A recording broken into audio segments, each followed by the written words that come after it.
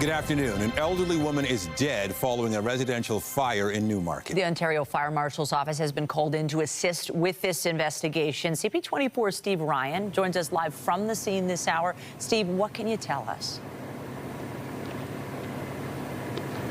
Well, we know, according to York Regional Police, that the 911 call came in at 6:30 this morning to this house behind me on Kirby Crescent. I'll get out of the way here so you can see there is extensive damage done to this home, and you can see there's lots of stuff packed in the open garage. Fire discovered 3 people inside the home, an elderly female and 2 adult males. The 2 males were treated for minor injuries. The elderly male was taken to hospital with the life-threatening injuries, and sadly she succumbed to her injuries. So as you mentioned, Michelle, the Ontario Fire Marshal's office are now leading this investigation. They are mandated, of course, to lead any investigation where a fatality occurs. They will be assisted by Central York Fire as well, and they'll determine the cause, origin, and circumstances of the fire. The investigators from York Regional Police are on scene.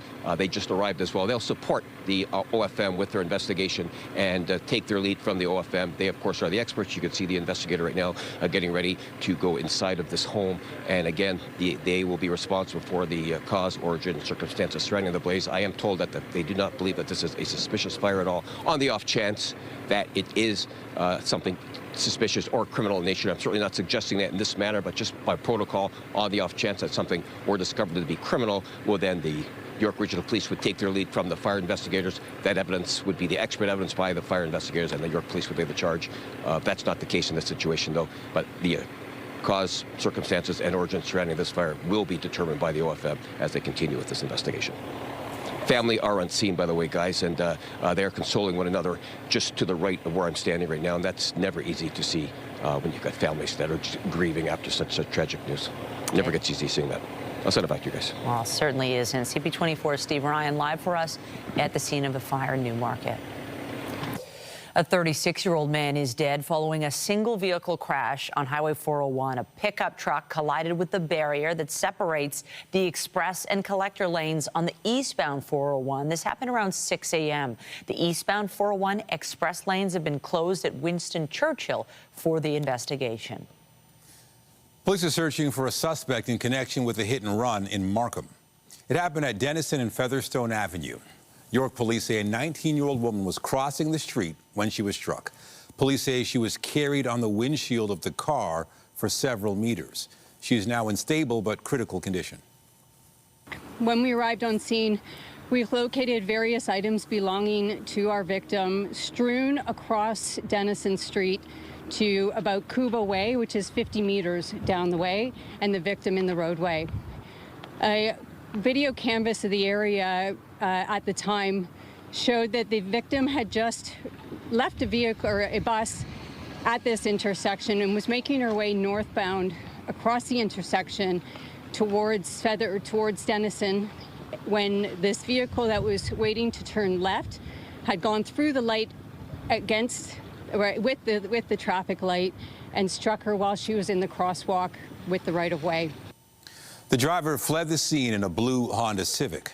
The vehicle will have obvious windshield damage. Anyone with information is asked to contact police.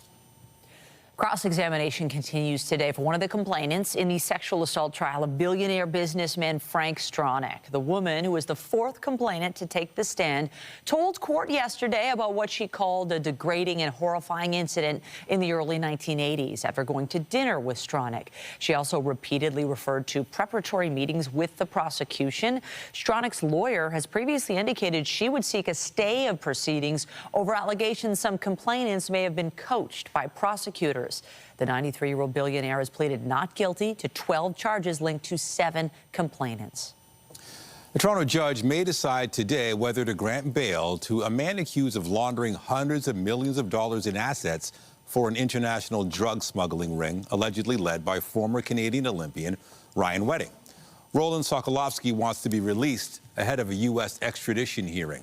Sokolovsky's legal team has suggested he live with 3 of his sureties if released on bail and be placed under house arrest with GPS monitoring. However, prosecutors have argued Sokolovsky is a flight risk and his detention is necessary to protect the public. Still to come, the U.S. Supreme Court has struck down President Donald Trump's sweeping tariffs. We'll have the latest on the ruling a little later in the newscast. But first, Canada's men's hockey team is fighting to earn a shot at taking home Olympic gold. The team is facing off against Finland in the semifinals with a win sending them to the gold medal match. CTV's Beth McDonnell has been taking in the game with fans at Cafe Diplomatico. Beth, they got to win this game. There's no guarantees. You bet, 100%, Nathan. And yes, I'm at Cafe Diplomatico, where people have gathered for food with friends and family to take in this game. And honestly, I have to say, was pretty glum a few minutes ago until Canada scored, making this game 2-1 still for Finland. People were telling me, okay, Canada really has to pick it up. And people are also saying, you know, Sidney Crosby is not in this game because of his injury. And they were saying, I think this team is missing Sidney Crosby. So when Canada scored, the crowd here, everybody was cheering, clapping, so it really came alive. That was great to see. I've been talking to Lindsay Dawn. She is here for lunch. And Lindsay, you've been taking in the game. What do you make of the game so far? Well, it's really picked up.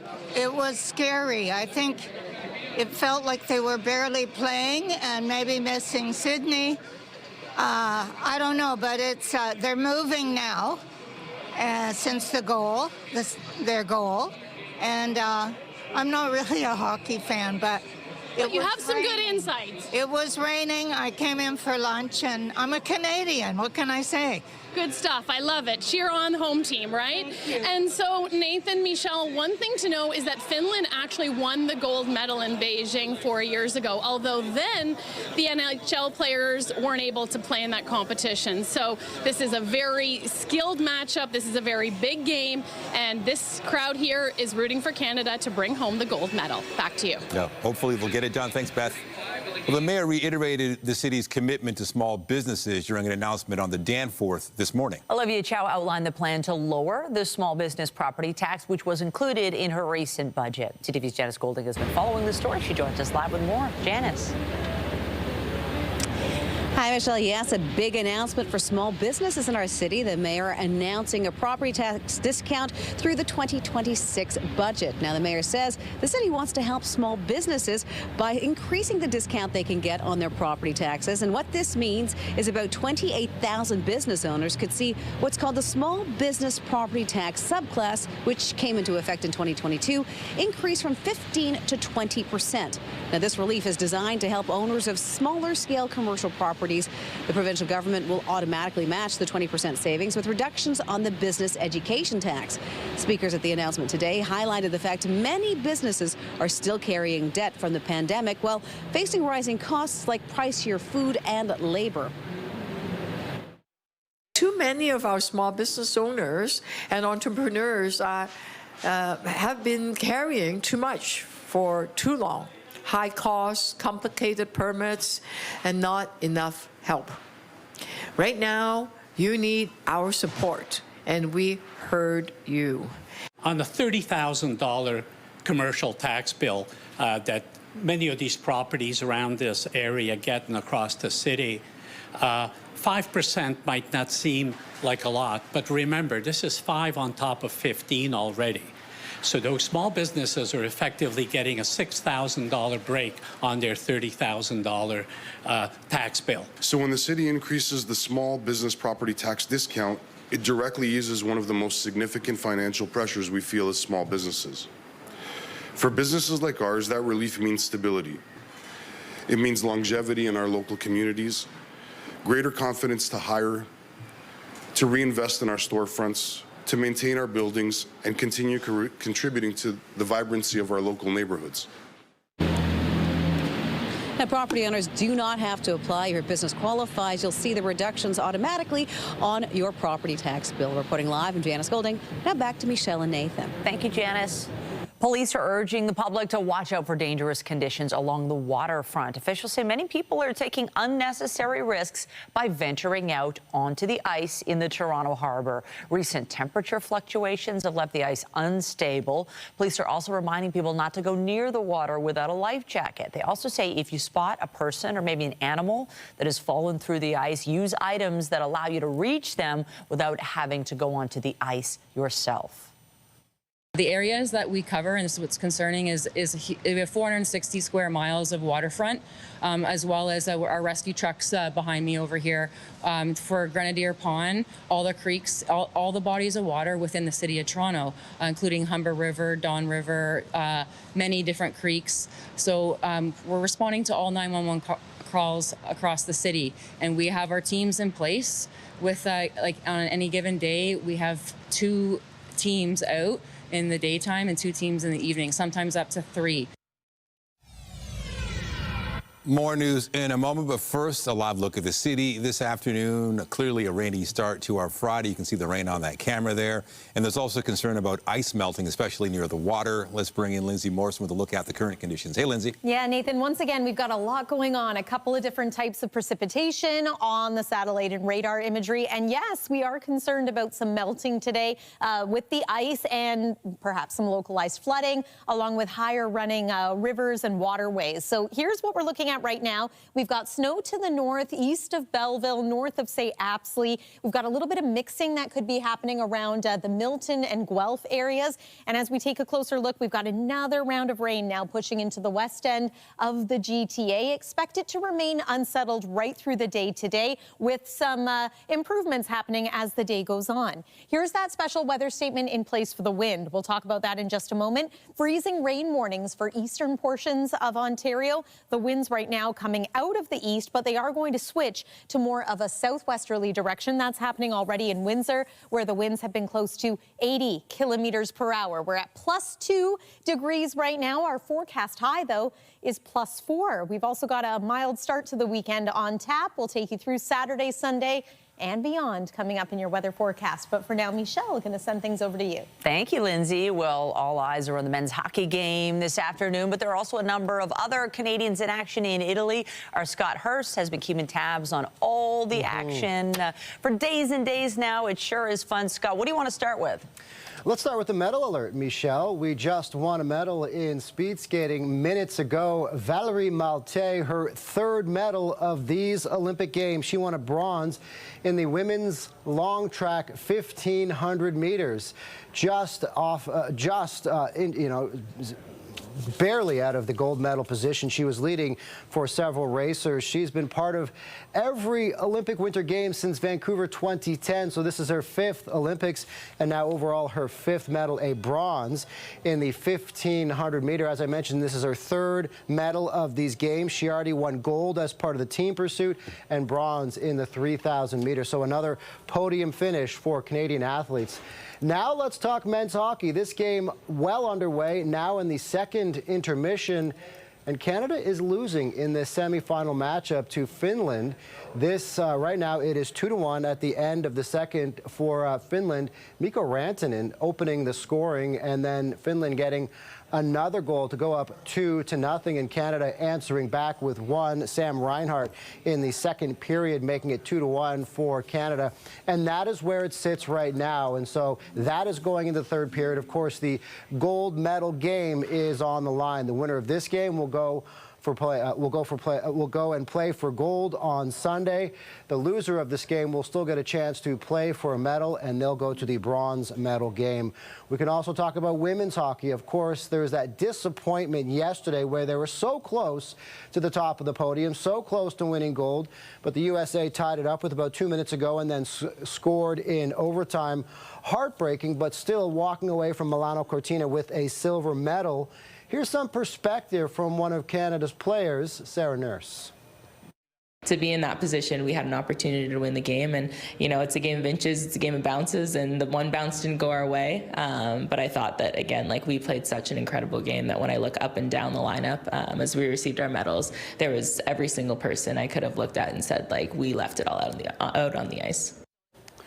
Yeah, Michelle, of course, silver is so disappointing in the moment because when you get your medal, you just lost the gold medal game, but a lot of congratulations, and the support of Canada is behind the women with that silver medal. Oh, Canada is so proud. Love that perspective, and it was hard fought. And I think, you know, it looked like the women were going to win, and they didn't. And, you know, right now it looks like Canada could lose in the men's game, but hey, anything can happen. It's not over till it's over. Any other medals you're watching for today? There's a chance of more medals later today, still with speed skating, but this time on the short track course in both the men's and the women's. Later today is the men's 5,000-meter relay short track race. Team Canada already has a spot booked in the A final. And also on the women's side, the 1,500-meter short track race, Dana Iblay, Kim Boutin, and one of the breakout stars of the games, Courtney Saroux, going for another medal at these Olympic Games. CTV's Scott Hurst, live for us in the National Newsroom. Thank you. Thanks, Michelle. Well, extortion has been on the rise across the country, specifically targeting South Asian communities in Ontario and BC. Now, Ottawa has unveiled new measures aimed at giving police more power. CTV's Adrian Gabriel has the details. A jarring cross-country scene from Brampton, Ontario to Surrey, BC. For too many people, extortion is not an abstract concept anymore. The federal government announcing that FinTrack will embed with local law enforcement as they work together to try and fight violent extortions. When we follow the money, we expose the networks behind these crimes. For more than 2 years, there's been a rise in homes and businesses owned by members of Canada's South Asian community shot up. This has been the reality on the ground. Just 1 month ago, a gunman opened fire on this home, hitting this garage door 4 times. 1, 2, 3, 4. Inside was a father, a mother, and a young child. The individuals behind this shooting recorded themselves and then sent the homeowner this video, demanding $500,000. Last year, police in Surrey, BC were made aware of 133 reported extortion attempts. In Calgary, there was another 17. In Peel Region, west of Toronto, police were notified of 476 incidents, with many more believed to be going unreported. CTV News has been investigating these extortions. Fearful for their lives, some Indo-Canadians began wearing bulletproof vests before leaving home. Are you wearing one right now? Yes, I do. Can we see it? Yes. In February 2024, CTV News spoke with an individual who claimed he'd carried out an extortion while taking orders from an organized crime leader in India. How many targets have you hit? How many homes? How many businesses? In Canada, like around, I think 30 or 35, 40. The federal Conservatives sharing their belief that the government pledge will do little to keep Canadians safe. So if I'm an extortion victim, I'm probably saying, look, that sounds great, but what are you going to do to prevent my business from being firebombed? The federal government says private financial institutions will also be helping track down the money trail. Previously, the RCMP has linked the Lawrence Bishnoi gang out of India with extortions in British Columbia, Alberta, and here in Ontario. Adrian Gabriel, CTV News, Brampton, Ontario.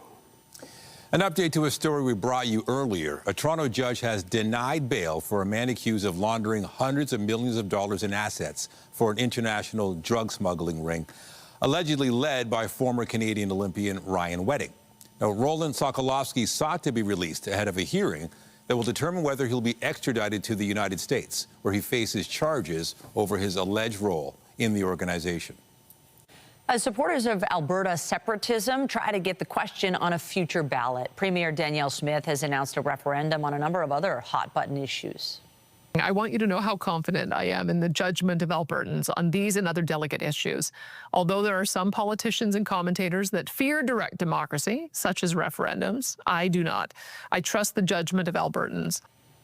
9 questions will be asked in the planned referendum, including whether to cut off newcomers from social services if they don't fall under Alberta-approved immigration status. The question doesn't define what that term means. Others ask whether Alberta should open negotiations with the rest of Canada to abolish the Senate and to give provinces the power to appoint Superior Court judges.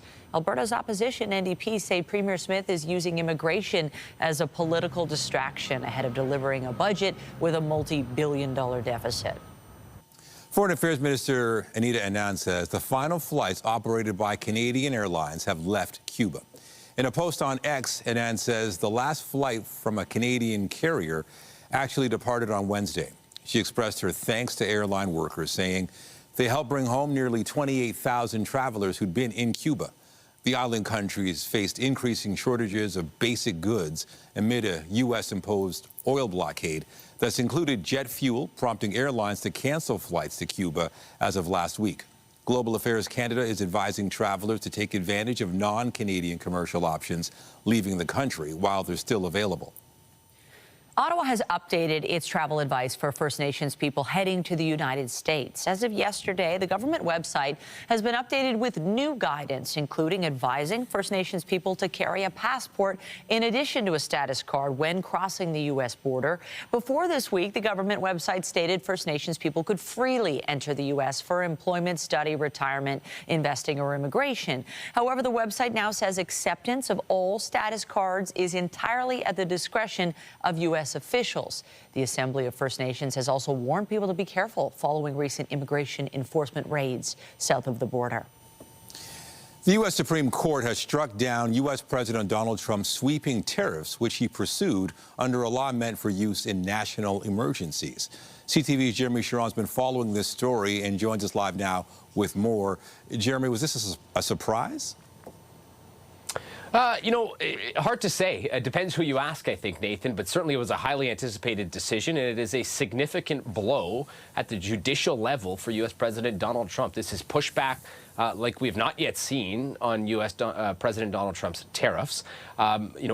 Essentially, the U.S. Supreme Court saying that his implementation of certain tariffs, not all of them, but certain tariffs for Canada's purposes, the fentanyl-related tariffs, that the implementation of those tariffs was unlawful. And so for that reason, the U.S. Treasury will now have to pay back all of the revenues collected as a result of those tariffs. So the Supreme Court ruling 6-3 in favor of calling these tariffs unlawful. And, this will start the process, what will likely be a lengthy process and a complicated process for firms impacted by this, businesses impacted by this, most of which are American firms importing products from countries that were hit with these tariffs. And so they've been the ones paying those fees. They'll have to go through the legal challenges now in the legal process to try and fight to get their refunds. The U.S. International Trade Court will handle all the legalities around that, and then the Border Services will handle the processing of those refunds. But the challenge will be for businesses now to try and actually get that money back. It will be costly through, seeking legal representation to fight to get that money back. It is not going to be an easy process, and so that will be difficult. But certainly, this is, Nathan, a significant blow to the U.S. administration. The Supreme Court saying that this was completely unlawful. Yeah, you wonder what Trump's next move will be. What about the broader implications for the global economy? Yeah, I think that aspect of it, Nathan, is actually probably more impactful. Not to diminish the fact that businesses that have been, subject to these tariffs are going to be impacted by this, of course, in the U.S. But when you look at the larger global impacts, and certainly that is where, there is more of an impact for Canada.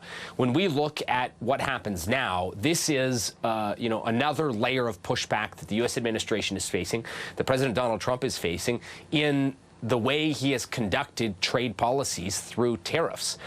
His administration has been clear they have different legal means in which they can try and, reimpose similar tariffs.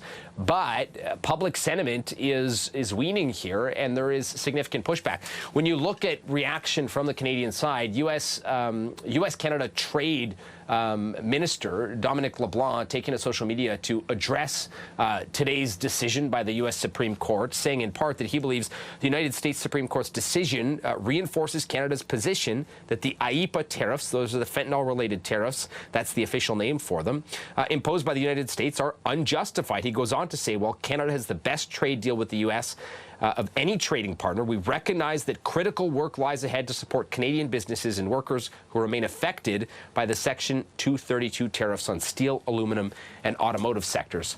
That's an important distinction there, Nathan, which is that these tariffs are not the tariffs that are hurting the auto sector, the steel and aluminum sectors.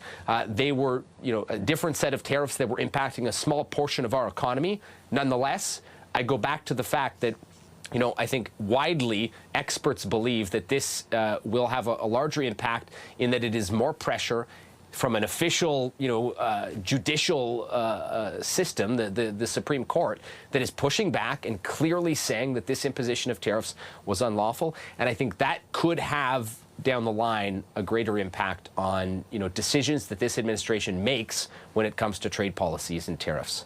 All right. CTV's Jeremy Sharon live in Ottawa. Thank you. Yeah, of course, anytime. Police in the UK are continuing to search the former home of Andrew Mountbatten Windsor a day after the former prince's arrest on suspicion of misconduct in public office. The 66-year-old was released from custody after 11 hours yesterday. His arrest follows years of allegations over his ties to convicted sex offender Jeffrey Epstein. He is accused of sharing confidential trade information with Epstein while serving as a trade envoy for the UK. Now, police are still searching Royal Lodge near Windsor Castle, which served as the former prince's home for decades until he was evicted earlier this month after being stripped of his royal titles and honors. Mountbatten Windsor has denied any wrongdoing in his association with Epstein. Tension is continuing to grow between the United States and Iran, with U.S. President Donald Trump warning of consequences if Iran does not make a deal on its nuclear program. We're going to make a deal, or we're going to get a deal one way or the other.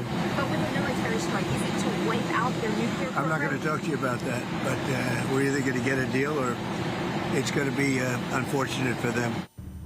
Both Tehran and Washington have signaled they're prepared for war if talks on Iran's nuclear program fall apart. Iran held military drills with Russia on Thursday. The drills come as a second American aircraft carrier is heading towards the Middle East.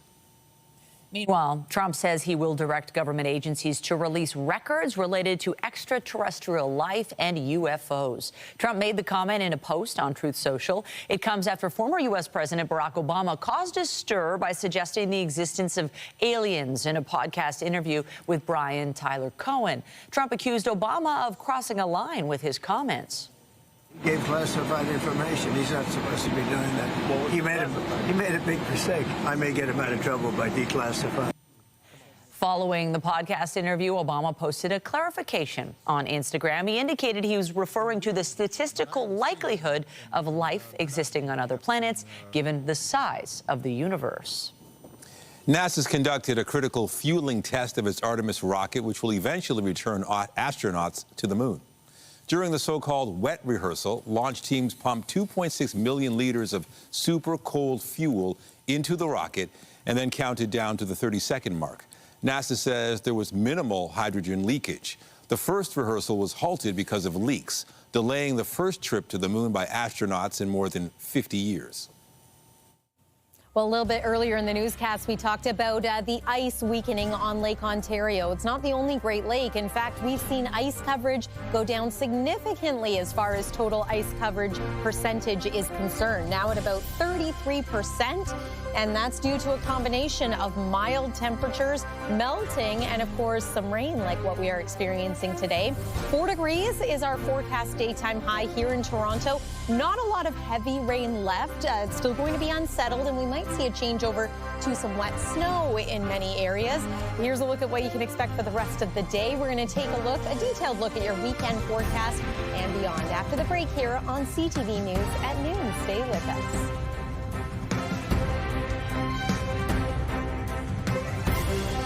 When you see it happen, send it to CTV News. Text 10400 from your screen to ours. Text 10400. We return now to one of our top stories. People across the city are taking in the hockey semifinal between Canada and Finland. Let's check back in with CTV's Beth McDonnell at Cafe Diplomatico. It just sounds quiet right now. I'm sure it's another nail-biter. Another nail-biter, Nathan, but we've got a good atmosphere going on here, and the air has really lightened up since Canada scored that goal in the second period, making it 2-1 for Finland. I'm with some fans who came out to see the game right now. Andrew, what's happening with this team today? Down 2-1, a lot of time left, but starting to get nervous. What's making you nervous? Well, after the women lost yesterday, I don't know how much more I can take. We got to win. I know, very tough. Okay, I love the scarf. Talk to me. You told me they need to pick it up, and then they scored. So I think you're good luck. So what's happening now? What do you need to see now? They're doing it. They're pouring it on. They have no choice. And we got the players. So I know it's 2-1, but we can do it. So that's my thing there. Thank you, Tony. Okay, you're invested. I see you really reacting when, each little move here, almost score game. What makes you such a hockey fan, and what have you noticed about this Canadian team? It's the heart. It's the passion out there. It's the boys putting it on the line, Right. I'm here for Canada, and I'm here to watch them win, and that's what I want to see. Oh. Yeah. All right. Good stuff. So these are some of the people that I'm spending my time with. We're also keeping an eye on the game, and fingers crossed Canada is going to bring home the gold after they win this semifinal game. Back to you. You sound confident, hopefully. Thank you, Beth. We didn't jinx it. Yay. Yeah, that's nail-biting. Well, let's talk about the weather. And I have to give props to Lindsay. You were right. Because you said yesterday that our umbrellas are going to be turned inside out. They were. We got the wind, a whole bunch of rain. I think glass half full is that some of these snowbanks are going to melt down a little. Yeah, that's the one thing. Of course, with every weather event, there's something. Now you're talking about flooding and ice melting, but at least we can say we're getting rid of some of that snow. Yeah, it feels like we're heading in the right direction towards spring, does it not? Yes. It was a mess this morning. That was not my favorite school drop-off today, especially with 2 kids who wanted to hold umbrellas. But as we make our way through the rest of the day today, we're going to see the winds start to ease. They're also going to change direction, but we're not finished with the messy, mixed weather quite yet. Weather is brought to you by the Presler Law Firm. Injury lawyers, you don't pay unless they win. So yes, something to watch out for. It is a good thing that the snowbanks are going to start to melt down a little bit, but if you can, make sure that storm drains are cleared in your neighborhood, because otherwise the water doesn't have anywhere to go, and you can end up with a situation like this. Massive puddles on roadways and parking lots. So just be careful out there. You might have some wet shoes, depending on what type of shoe wear you decided on today. Here's what's left of the weather advisories. We've got some snow in the forecast for eastern portions of Ontario. That's where the majority of the accumulating snow is going to be. We've also got a freezing rain warning in effect for areas to the north of Kingston. And then these gusty winds, already quite strong in southwestern Ontario, are going to be especially powerful for the northern shoreline of Lake Erie. So winds clocking in upwards of 60 km around Windsor and Owen Sound right now. Just about everyone seeing a change in wind direction from an east wind to a southwest wind through today. An east wind is never all that pleasant, so this is, I think, a nice change for many. It's also going to help bump up our temperature, that southerly flow. Here's a look at the current satellite and radar, seeing more in the way of a changeover to some snow around the Dundalk Highlands. Areas still northwest of the GTA, but that is likely to happen as the day goes on for us locally too. We're back into some wet weather for the west end of the GTA and now pushing into Toronto. And there's the snow, mainly east of Georgian Bay, where we're seeing accumulating snow for today and tomorrow. This is a wet snow. It's not the dry snow that we've become used to for so much of the winter season. And as we make our way into the day tomorrow, we're going to continue to see some flurries, maybe even a slushy centimeter or 2 of snow around the GTA. So there's 6 p.m. tonight. You can see it's a widespread area with the potential for some wet snow. There's first thing tomorrow morning, so just a heads up on that. And then through the day Saturday, possibility of some flurries into Sunday as well, and it's looking like it's going to be a mostly cloudy weekend. Here's a look at today's forecast snowfall amounts, and then we'll add what you can expect into tomorrow. So yes, this may be on the high end for Toronto, 2 to 4 centimeters of snow, but again, it will be slushy and wet. Some of that will melt on contact. 2 degrees this hour at Pearson Airport. Overnight tonight, we dropped to about +1, so remaining quite mild for this time of year. 4 degrees is our high for tomorrow once again. This is your weekend forecast. Sunday looks to be a little bit drier overall. And then the 7-day, I do want to point out that we are looking a little colder into the early part of next week. Tuesday morning will be especially chilly, and then Wednesday watching for perhaps another round of snow or mixed precip. That's the weather for now. Michelle, over to you. Thank you, Lindsay. Well, we're heading into the weekend, so you know what that means. There are a few subway service changes to keep in mind. Track work on Line 2 means service will end at 11:49 p.m. tonight between St. George and Keele stations. Shuttle buses will operate, but they won't be running during a single-day closure on Line 1 tomorrow. Station maintenance will be taking place between St. George and St. Andrew. Riders will be able to take the other side of Line 1 or surface routes. Then on Sunday, Line 4 service will be replaced by shuttle buses for planned signal work. The Raptors were back in action last night, taking on the Chicago Bulls. Go, Giddy with the rebound, and the pass stolen. The interception, quick. Scotty, quick, runner, good. The Bulls rallied late, but the Raptors were able to hold on for the 110-101 win in their first game back following the All-Star break. Brandon Ingram, one of the team's All-Stars, led the Raptors with 31 points. The team will be back on the court on Sunday to play the Milwaukee Bucks. Still to come on CTV News at noon, the CRA says it should be easier for Canadians to file their taxes this year. We'll have more on the upcoming start of tax season. Hooray, when we come back.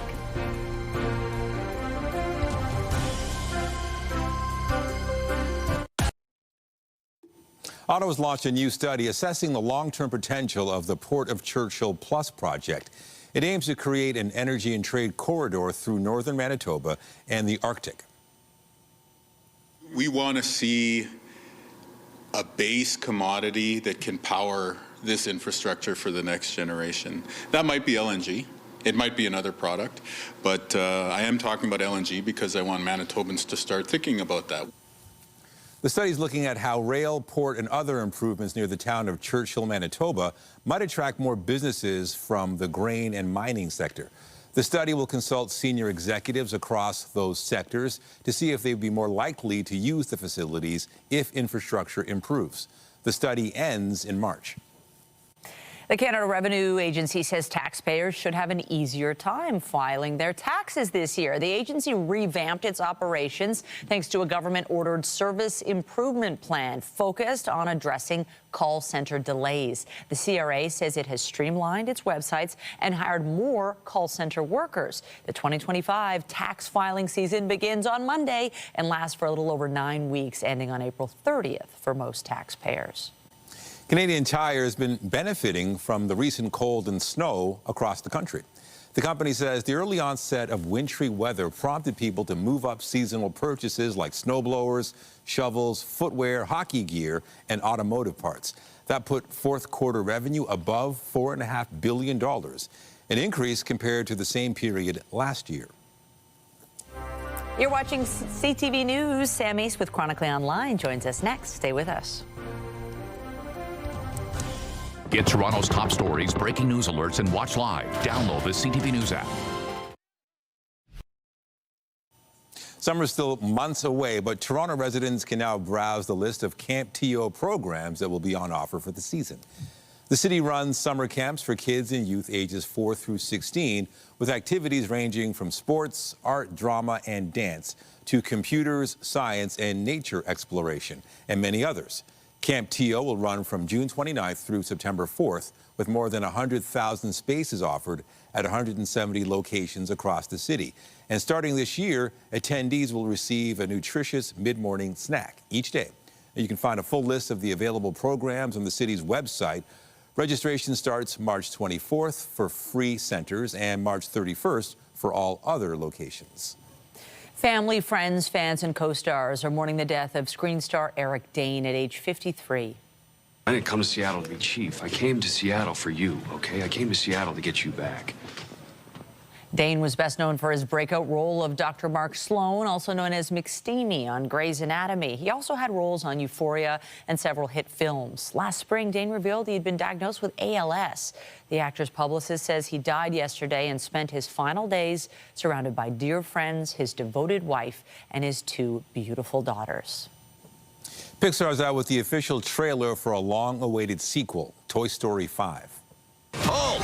Who goes there? Whoa, whoa, whoa! I come in peace? It's been too long, cowboy. Tom Hanks and Tim Allen are back as Woody and Buzz Lightyear, along with several other returning and new voices. This time around, the story focuses on the arrival of a new smart tablet that threatens to monopolize their owner's attention, putting the other toys' futures at risk. Coming 7 years after the release of Toy Story 4, Toy Story 5 hits theaters June 19th. Coming up, brotherhood forged in blood. We'll have more on a group of Ontario auto workers who've been giving back for nearly 30 years.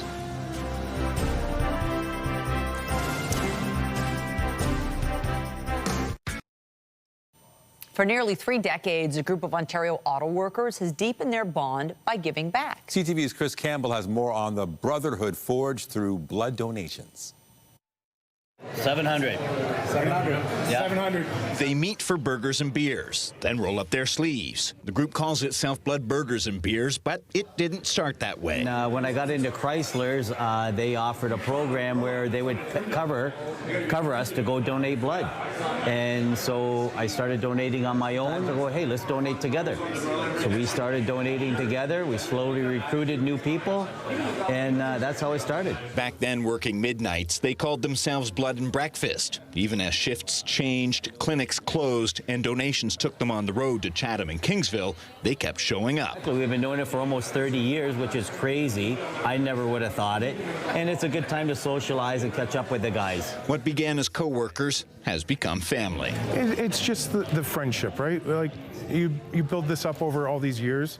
This is family for us because we spend so much time together working in the factory. There's even a little incentive for first-timers. To get a new guy in, they got to know that when they come for the first time, they are paying for the lunch. So we know they'll come back for their free lunch. But beyond the laughs, the impact is serious. So just at the end of January, that last cold spell, we lost 1,500 donations across the country. So the need is constant. Canadian Blood Services says winter disruptions can quickly shrink supply, making dedicated groups like this one especially valuable. It's fantastic. We appreciate support from groups like that. And I think it's a great way to give back to your community and have a little fun while you're doing it. And the guys aren't done yet. Well, I'm looking forward to 1,000. I want to hang in there to 1,000. 1,000 donations, 7 or 8 more years, plenty more burgers and beer, and a lot more lives helped along the way. Chris Campbell, CTV News. Hockey's been one of the most popular events at the Winter Games, and the women's team representing the host country has made history. Team Italy won games for the first time at the Olympics and were helped out by a number of Canadian connections. CTV's Garrett Barry has more from Milan.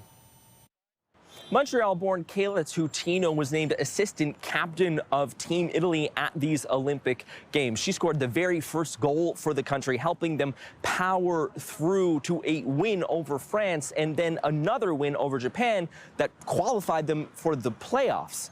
She is one of several Canadian, Italian players that committed to playing in Italy and representing this country at the Olympic Games. I'm proud to be Canadian, and I'm also proud of my heritage. My grandparents are all Italian, my parents are Italian, and my mom was born here in Italy, so our ties to Italy are very strong. We still have family here that we keep in touch, and we've come to Italy regularly every year. It's been a big part of my upbringing, so for me to give back in this way and represent my grandparents and my parents, it's really special. The 2 ice surfaces that have seen Olympic action will be taken down, packed away over the next couple of weeks here in Milan. So the challenge for ice hockey executives and fans and players is how to make the energy that's been created here and turn it into something lasting. Tutino says that's a big job, but it started with the impressive performance by Team Italy at these games and will continue with the Tier 2 World Championships being held in April. Garrett Barry, CTV News, Milan. Well, you know, it's good to know that we are helping other nations, influencing their game of hockey, helping them improve, but at the same time, we don't want to give them all of our secrets. No, we can't. And we still have some medals to win. If you're watching the men's right now, tied it up. Just a few minutes to go. And while we, worry about what's going to happen there, maybe you can send us into the weekend with all this unsettled weather. Okay, well, we're feeling a little unsettled about this game. The weather itself is pretty unsettled, too. You probably don't need me to tell you that. Perhaps you're seeing it outside your window or you encountered it a little earlier on today. Let's take one more look at the satellite and radar. We have some now moderate to heavy rain pushing in once again to the west end of the GTA. So if you're joining us from Hamilton, Burlington, Oakville, Mississauga, you know exactly what I'm talking about. There's been a bit of a changeover to some snow for higher elevation areas to our north and to our west. And then it's pretty steady snow east of Georgian Bay and into eastern sections of Ontario like Kingston and eventually the city of Ottawa. We too are expecting a changeover to some wet snow. There is a special weather statement in place just along that north shore of Lake Erie in through portions of the Niagara region for some pretty gusty winds early this afternoon, maybe clocking in at around 80 kilometers per hour. And perhaps you can see that freezing rain warning that's also in place well east of here. Tonight, temperature drops to about +1. Again, that is cold enough for us to see some wet flurries, but also mild enough that some mixing could be incorporated there too. Tomorrow at a glance, +4 once again. Mixing expected, a few flurries, maybe some light showers. It's not expected to be a washout of a day like it feels like today, so at least there's that. Let's take you through this 7-day forecast. So the weekend, mostly cloudy. Sunday looks to be a little drier overall, but still the chance of a few flurries. I do want to point out that it's going to be quite cold Monday night, overnight and into Tuesday. Temperature near -15 degrees as we are waking up. But Tuesday also brings us perhaps our best chance of some sun. And then we're going to watch Wednesday for perhaps another round of snow or some mixed precip. Nathan and Michelle. All right. Thank you, Lindsay. And that's it for CTV News at noon. Remember, you can get Toronto's breaking news all day long on CP24 and at ctvnewstoronto.ca. For Lindsay Morrison and the whole team here, have a pleasant afternoon. I'm Michelle Dubé. And I'm Nathan Downer. Be sure to join us later for CTV News at 5 and 6.